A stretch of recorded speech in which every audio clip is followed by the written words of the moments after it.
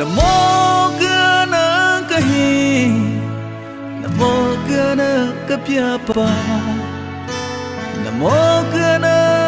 kahi no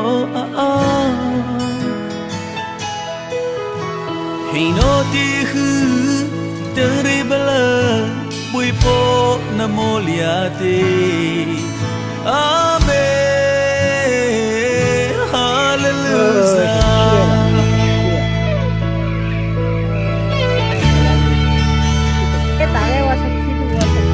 Wazituka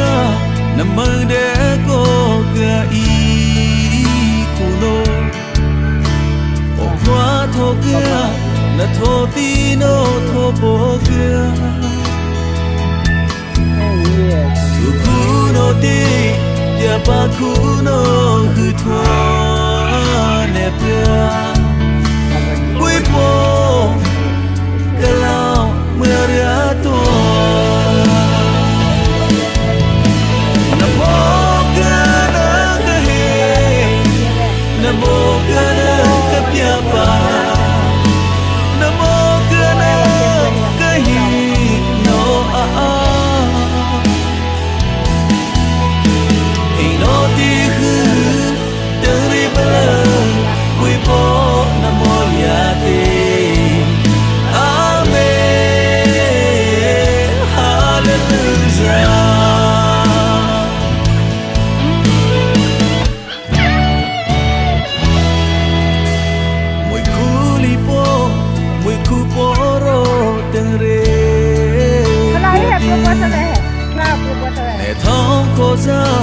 Kahino ne kansa Tuda kute kahino ne duwe Zonze Wipo Kalau meriato Namo kana kahe Namo kana katyaba Namo kana kahi no Hino tihu teribala Wipo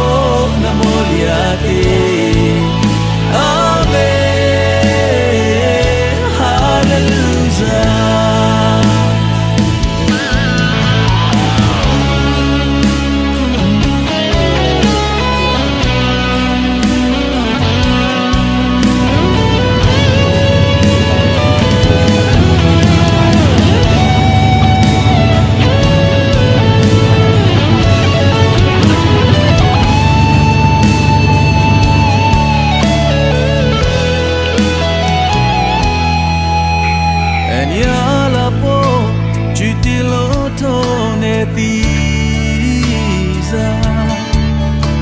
Katwano di Dui kuno buane pia Chilet kati Kusui kuno Kutwane pia